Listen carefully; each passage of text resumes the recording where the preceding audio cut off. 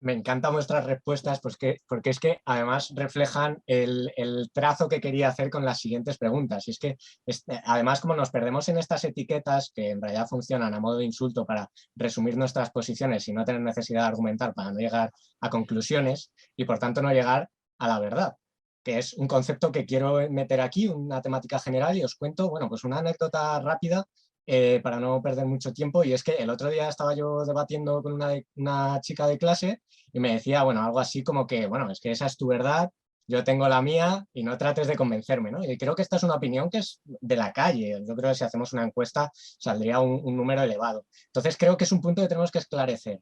¿Qué es la verdad? Bueno, sí, ¿Quién quiere que empiece? Empezamos ahora por Gustavo. venga, muy bien. Bueno, sí, yo creo que es uno de los problemas fundamentales de la filosofía, o por lo menos de la semántica filosófica. Creo que hay, digamos, muchas malas interpretaciones sobre el problema de la verdad. Y creo que hay algunas clarificaciones preliminares que sería conveniente hacer. Primero creo que la verdad hay que decir que es un atributo de nuestros lenguajes o de algunos elementos de nuestro lenguaje, ¿no es cierto? La verdad no es una cosa que está ahí afuera en la realidad, como puede estar el planeta Júpiter o como puede estar la ciudad de París, ¿sí? La verdad es algo que nosotros, los seres humanos, atribuimos a ciertos enunciados, proposiciones, si ustedes quieren. Algunos las podemos llegar a atribuir a modelos sobre la realidad, o los podemos atribuir, la podemos atribuir a teorías incluso. Pero no es algo que esté ahí, es algo que nosotros atribuimos, y para atribuirla yo creo que es necesario tener un criterio para no caer en ese subjetivismo que vos decís que, digamos, esta es mi verdad, yo le atribuyo valor de verdad y punto, esto es verdadero para mí, y otra persona dice lo mismo y tenemos 5.000 millones de verdades diferentes. Si así fuese el caso, no nos podríamos entender y difícilmente podríamos organizarnos para lograr algo, ¿sí? Entonces, yo creo que más allá de las discusiones de la calle, cuando pasamos a hacer ciencia, cuando pasamos a desarrollar tecnologías, queremos tecnologías que funcionen. Cuando hacemos ciencia queremos tener teorías o modelos, por lo menos basados en esas teorías, que nos permitan hacer predicciones que, si no son verdaderas, por lo menos sean verosímiles o plausibles. Entonces, subyacente en nuestras prácticas científicas, en nuestras prácticas tecnológicas, es claro que hay algún concepto de verdad. Es tarea del filósofo refinar ese concepto, clarificarlo y eliminarlo de ambigüedad. Cuando uno, digamos, se pone a ver cuáles son las actividades humanas a las cuales atribuye verdad, se da cuenta que básicamente las puede dividir en dos grandes grupos. Aquellas donde las cuales se hacen aseveraciones acerca del mundo empírico, y el ámbito de las ciencias puramente formales, como son las de las matemáticas. Como estas dos ciencias, estas dos actividades son muy diferentes, no es descabellado pensar que los criterios de verdad, de atribución de valor de verdad a los enunciados, también sea diferente. Entonces, si vos hiciste mi curso, vos sabrás que yo defiendo una teoría ficcionalista de la verdad, porque sostengo que la verdad es algo que nosotros atribuimos a los enunciados, y no es algo que encontramos por ahí, no es algo real, sino es algo que nosotros atribuimos, y por eso cuando cambia, digamos, el criterio de atribución, podemos llegar a cambiar el valor de verdad de un enunciado, como cuando pensábamos, por ejemplo, no sé, que la Tierra estaba en el centro del sistema solar, pero después, con el cambio de la evidencia que tuvimos, pasamos a pensar que no, ese enunciado era falso, ¿no? Esos cambios son posibles porque cambia la evidencia. Entonces yo pienso que la atribución de un valor de verdad a un enunciado, a un conjunto de enunciados, a un modelo, se debe hacer siempre sobre la base de una evidencia, ¿sí? Y bueno, hay formas cuantitativas, pero no vamos a entrar aquí en esos detalles, para determinar, digamos, cuál es el peso de esa evidencia frente a otra evidencia, para que podamos comparar y podamos tomar decisiones respecto a qué conjunto de proposiciones tiene un valor de verdad más elevado que otro. Esto incorpora un montón de ideas que vienen de lo que estábamos discutiendo hace un ratito con Antonio, vienen de Tarski, vienen, digamos, de las teorías de de la verdad por correspondencia, que podemos remontarnos a Russell y muchas otras cosas, pero no vamos a entrar en detalle. Yo creo que la idea fundamental es que en ciencia empírica, o sea, la ciencia que trata sobre el mundo, ¿no?, asignamos valores de verdad a enunciados, conjuntos de enunciados, a través de evidencia, y esa evidencia la obtenemos por medio de la investigación científica. En el caso del ámbito de la matemática, no realizamos una tarea similar si queremos establecer la verdad de un enunciado, sino que en el ámbito de la matemática lo que buscamos es coherencia, lo que buscamos es consistencia dentro de todo un sistema conceptual. Entonces, si concebimos la matemática, como yo la concibo, como un conjunto de sistemas formales de lenguaje, donde bueno, podríamos definir con detalle qué es un sistema formal, pero tampoco es quizás el momento.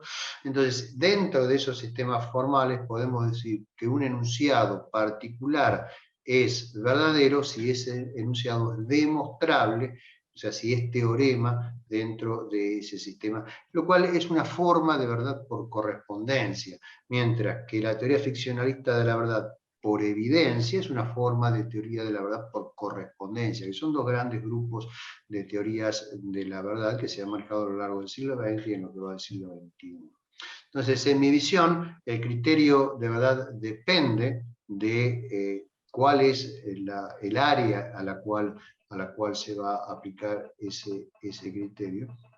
Pero lo importante es que son criterios que nos permiten, si la evidencia cambia en el ámbito de lo empírico, también cambiar nuestra opinión, pasar a considerar enunciados que antes eran falsos como verdaderos, y también nos permite, si tenemos el aparataje necesario formal para hacerlo, asignar grados de verdad. Podemos llegar a decir que de acuerdo a cierta evidencia, algo probablemente verdadero, pero no podemos estar completamente seguros. De hecho, en el ámbito de lo empírico rara vez estamos completamente seguros de algo, y eso no es un obstáculo para el crecimiento de nuestro conocimiento, porque a medida que vamos agregando evidencia, bueno, ese conocimiento también va evolucionando junto con el grado de verdad que asignamos a nuestras construcciones teóricas con las cuales esperamos estar representando el mundo de manera más o menos fiel.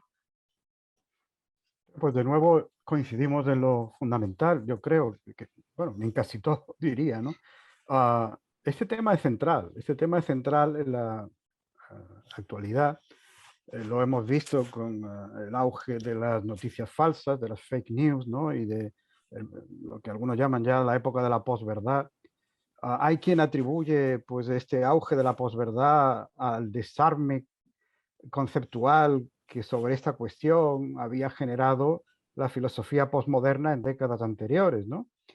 Yo no sé si la responsabilidad está ahí o no, porque es verdad que muy poca gente lee a los filósofos posmodernos y probablemente los políticos menos que nadie, pero sí que es cierto que de alguna manera en el ambiente intelectual había calado la idea de que defender una noción fuerte de verdad pues era algo menos que contrario a lo que es estar con los tiempos, ¿no? El contrario incluso a una visión democrática del mundo, ¿no? Porque, bueno, Gianni Battimo, por ejemplo, en un libro, el filósofo italiano, en un libro titulado Adiós a la verdad, llega a afirmar precisamente esto, llega a afirmar que la verdad es enemiga de la democracia o es incompatible con la democracia, porque en el momento en que alguien dice esta es la verdad, se acaba la discusión democrática. Bueno, si eso fuera cierto, uno no podría decir que un político es corrupto, ¿eh? Porque claro, eso pues, o es verdadero o es falso. Y si es verdadero, pues no, decir que es verdadero que ese político es corrupto, pues sería algo así como hacer una afirmación contraria a la democracia, cuando en realidad es justo lo contrario. Es una afirmación que sirve para sostener a la democracia, el denunciar la corrupción en la política, ¿no? En fin, entre entre los jóvenes especialmente, pues está muy arraigada esta visión que tú describías, Diego, de la verdad. Yo la llamo a los alumnos, la califico de la teoría de la verdad del culebrón televisivo, ¿no? Yo tengo mi verdad, Carlos Alberto, yo tengo mi verdad, y ahora dime tú la tuya, y ella pues entonces suelta la suya, y el otro personaje suelta la suya, y todos dicen que esa es su verdad. Y ahí se acaba la discusión, ¿no? No, ahí no se acaba la discusión. Todo el mundo tiene una opinión, y eso no significa que sea una verdad, ¿eh? Las opiniones pueden ser verdaderas o falsas. Y las opiniones lo que hay que hacer es fundamentarlas. Y si una opinión viene bien fundamentada, sobre todo en la evidencia empírica, como decía Gustavo, entonces quizás sea candidata a la verdad, ¿eh? Pero mientras sea una mera opinión, no se puede decir que sea mi verdad. Es tu opinión y ya está. Y como ha dicho muchas veces Fernando Savater, no todas las opiniones son respetables, ¿eh? Hay opiniones que son muy poco respetables y son bastante susceptibles de crítica, y hay que hacer esa crítica, ¿no?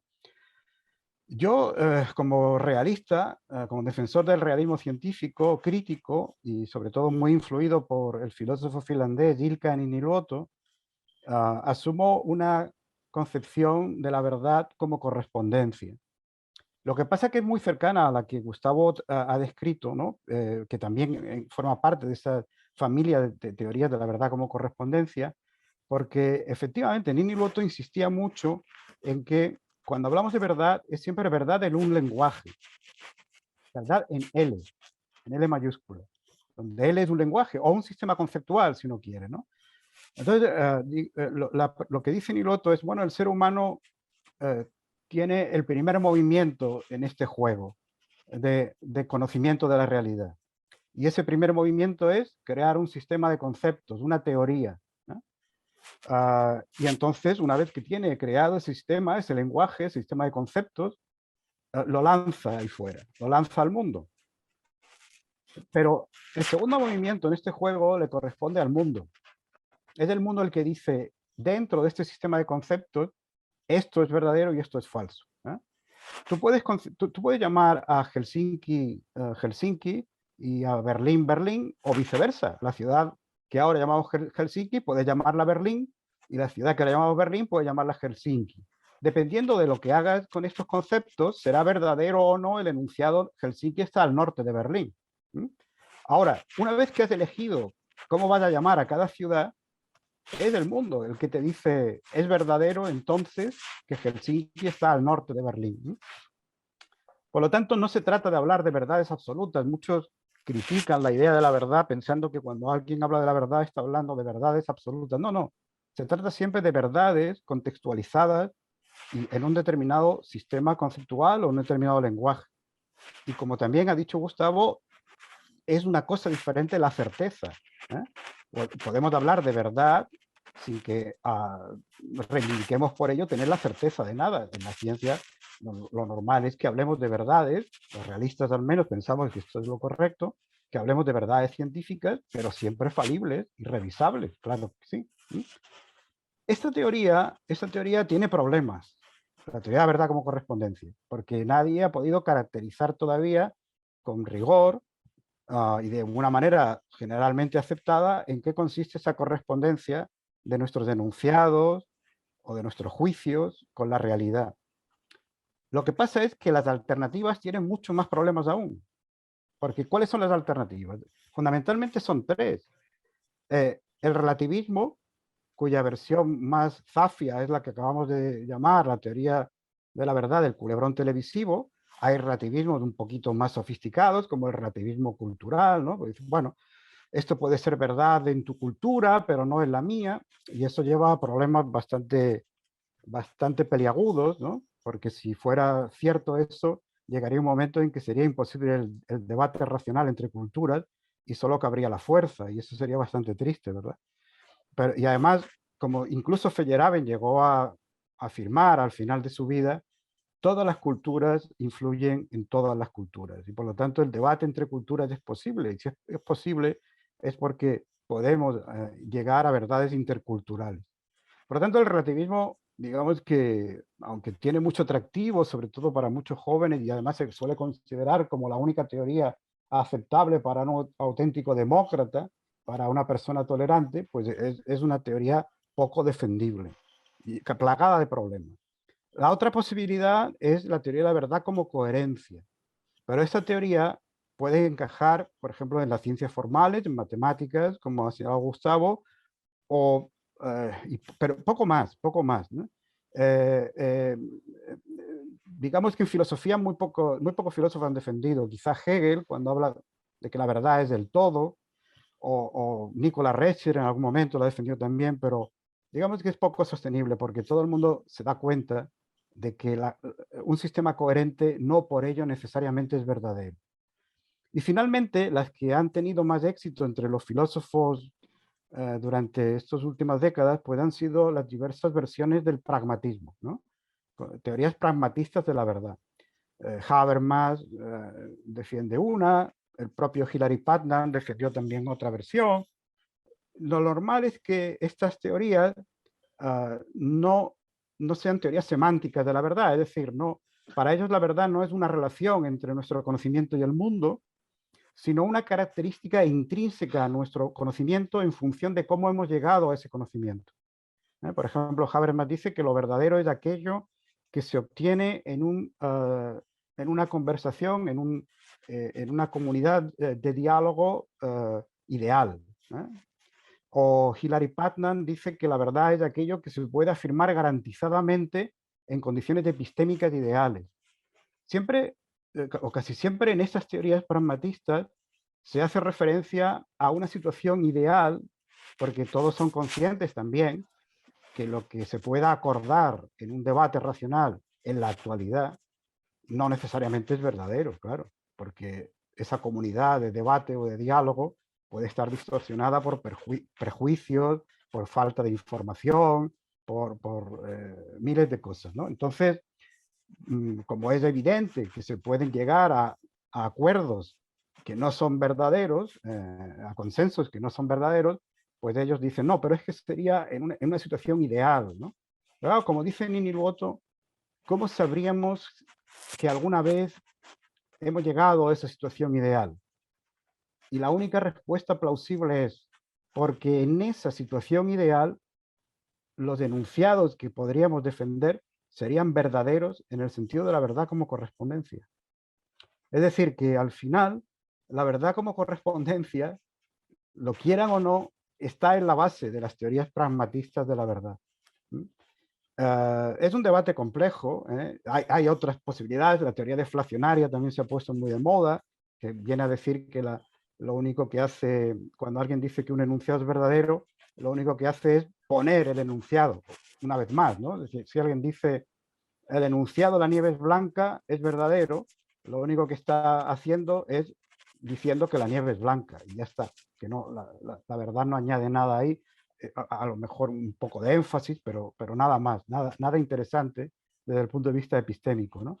Estas teorías deflacionarias pues también tienen sus defensores, pero en mi opinión también son bastante problemáticas, sobre todo porque no permiten entender una frase como esta: todo lo que dijo Juan ayer era verdadero, o todo lo que dice fulanito es siempre verdadero.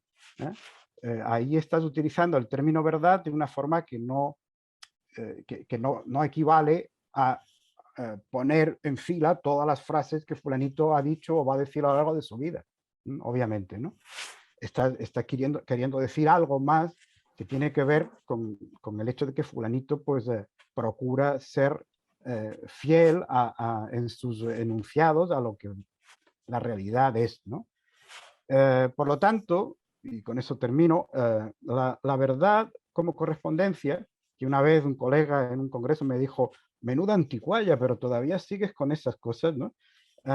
Pues sí, puede ser que sea la teoría más antigua que tenemos acerca de la verdad, pero eso no significa que no siga siendo la mejor. Yo creo que lo es. Vale. La teoría ficcionalista de la verdad no es lo mismo que la teoría de la verdad por correspondencia, ¿verdad? Es una forma de la teoría de la verdad por correspondencia. Es una forma, por supuesto. Precisamente a eso quería ir algunos de los comentarios o acotaciones, notas de pie a lo que estuvo diciendo Antonio, que fue un excelente repaso de las teorías de la verdad actuales, ¿no? Vale, entonces, yo coincido con él que el problema más importante de la teoría de la verdad por correspondencia, en sus muchas formas, ya sea la que yo defiendo, como muchas otras que hay por ahí, el principal problema es el de cómo se contrasta un enunciado finalmente con la realidad, porque estamos hablando de objetos de una naturaleza completamente diferente. Por un lado, un enunciado es un constructo que se hace dentro de un lenguaje y la realidad está conformada por hechos, por acaeceres que ocurren en el mundo. Entonces, ¿cómo compatibilizamos, cómo comparamos esas dos entidades de una naturaleza tan diferente? Yo creo que la respuesta es que en realidad no comparamos entidades diferentes. Cuando nosotros validamos, por ejemplo, un modelo dentro de una teoría científica, validamos las predicciones de ese modelo concreto, y hablo, perdón, de modelo y no de teoría, porque muy bien las teorías no se contrastan directamente con la realidad, sino que en general utilizamos varias teorías y un montón de datos auxiliares para construir modelos de una situación concreta a la cual podemos hacer predicciones concretas. Una vez que tenemos esos enunciados concretos, que son enunciados singulares, que se refieren a una situación particular, esos enunciados son los que debemos contrastar con una cierta evidencia, con eso que yo llamé cuerpo de evidencia. ¿Ese cuerpo de evidencia qué es? Es un conjunto de enunciados muy básicos que expresan hechos muy, muy simples. ¿Sí? Cada enunciado expresa un hecho simple, que pueden ser hechos simples entre comillas, porque pueden ser enunciados construidos sobre la base de experimentos en el Large Hadron Collider, o pueden ser realmente a través de la observación del comportamiento de una población de macacos en un determinado contexto. Pero contrastamos enunciados con enunciados. Entonces, lo que yo creo que el problema ahí se traslada, bueno, ¿cuál es el origen de esos enunciados básicos que forman la evidencia? Y entiendo que las ciencias particulares son las que funcionan como transductores entre los experimentos que son diseñados para poner a prueba los modelos teóricos, a la formulación de esos enunciados básicos que son los que después se utilizan en la contrastación de los modelos. Yo creo que la forma en la cual se producen esos enunciados básicos, son herederos de los antiguos enunciados protocolarios de Neurath, pero que han cambiado completamente de forma y ya no, digamos, no son algo tan simplista como lo que Neurath planteaba en el Círculo de Viena, pero en el fondo, digamos, el espíritu es el mismo.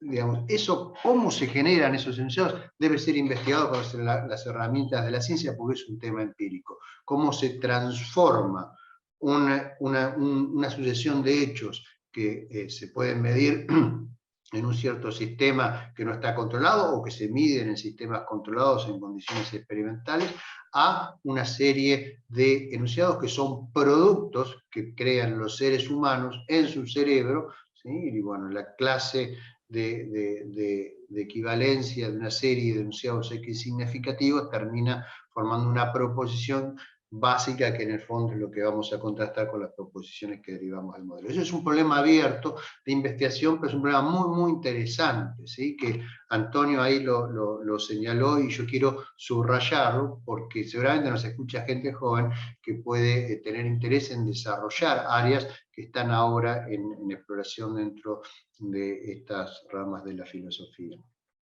Después, Antonio mencionó otras teorías de la verdad. ¿Sí? En general, todas estas teorías relativistas o subjetivistas de la verdad, bueno, se pueden rastrear muy lejos, pero creo que el auge actual que tienen proviene un poco de Foucault y de su relativismo cultural que ha impregnado desde las ciencias sociales también la filosofía, y está también con una componente ideológica que pone a los que defienden estas teorías en un supuesto plano de superioridad moral, de izquierdas o como quieran llamarlo entre comillas, que es usado como para despreciar como autoritario a la persona que defiende una posición que quizás sea más rigurosa, ¿no? Y eso lamentablemente se ve mucho en la academia. No, pero vos sos un reaccionario que tratás de imponer tu verdad y nadie trata de imponer ninguna verdad. O sea, la verdad surge de cuán bien se llevan nuestras ideas sobre el mundo con el mundo. O sea, nadie está tratando de imponer nada. Pero bueno, a veces las cosas se presentan de esa manera. Y eso es algo que creo que es necesario combatir en la académica si queremos que la filosofía continúe evolucionando de una forma sana y no degenere hacia una forma ideologizada. Después mencionó Antonio otra posición que es muy interesante, que es la del pragmatismo. Yo creo que hay muchas cosas valiosas en las teorías pragmatistas, de la verdad, en particular cuando se aplican a tecnología. Obviamente cuando uno diseña un artefacto tecnológico, ya sea un artefacto digamos, mecánico, electrónico, termodinámico, biológico o incluso puramente cultural, como puede ser un sistema de leyes para actuar sobre una sociedad, digamos, lo que quiere es que eso sea efectivo, ¿no? Entonces, un criterio pragmático muchas veces es útil para guiarnos en la construcción y en el desarrollo de nuestras tecnologías. Pero cuando vamos al área, a la parte de la ciencia, digamos, más pura, no la ciencia aplicada o la tecnología, yo creo que aparecen un montón de problemas, porque toda concepción pragmática de la verdad requiere unos ciertos objetivos, porque algo es útil o no lo es respecto a un objetivo. Hay una dependencia del objetivo. Entonces, si ciertos objetivos se pueden lograr quizás en forma mucho más eficiente, mintiendo. Por ejemplo, un político, yo estoy seguro que tiene objetivos y que, digamos, mintiendo alcanza esos objetivos probablemente en forma mucho más fácil y rápida que diciendo la verdad o enunciados que piensa que pueden ser verdaderos. Entonces, aparecen cuando uno empieza a analizar ese tipo de cuestiones algunos problemas de implementación de las teorías pragmáticas de la verdad que digamos, pueden hacerlas problemáticas a la hora de aplicarlas en forma extendida en la sociedad, más allá del ámbito puramente tecnológico y a veces, en algunos casos, científico, ¿no? Son algunas notas de... y después Antonio mencionó también la teoría deflacionista de la verdad, ¿no? Que también está bastante de moda, pero en mi opinión esa teoría básicamente, si me permiten una simplificación extrema, consiste en ignorar el problema de la verdad. Así, bueno, en realidad no hay un problema de la verdad, todo es más simple porque en vez de afirmar algo, que algo es verdadero, alcanza con afirmar ese algo, ¿no? Pero bueno, un análisis detallado muestra que eso lleva más problemas que lo que puede llegar a solucionar, como esbozó Antonio. Entonces, a pesar de que la teoría por la correspondencia ya era sostenida por los griegos presocráticos, y podríamos mencionar varios ejemplos de eso, creo que la esencia de esas ideas, por supuesto mucho más enriquecidas por todo nuestro conocimiento hoy del lenguaje formal y de semántica filosófica y de ciencia, sigue siendo nuestra principal herramienta para tratar de penetrar en los mecanismos de la naturaleza, ¿no? Unas notas de pie de página que quería hacer simplemente a los comentarios de Antonio, que ya por sí mismo creo que fueron extremadamente ricos. Sí, yo creo que de esto ya se podría montar un debate en concreto, entonces pues es imposible abarcar todos los temas en su tremenda complejidad. Pero yo creo que sí se puede destacar, se puede concluir como una persona que está oyendo esto, a que hay una humildad. Aquí hay un estudio de qué es la verdad, hay unos argumentos, no se están imponiendo ideas, sino que estamos estudiando, tomando estudios para cargarlos en argumentos y adjudicarles, pues eso, si tienen mayor o menor verdad, para poder debatir, llegar a acuerdos y que un GPS, como dice por ejemplo Gustavo en su curso, pues nos lleve al punto al que queremos. Si no, pues el GPS no nos llevaría a donde queremos, sino a otro sitio.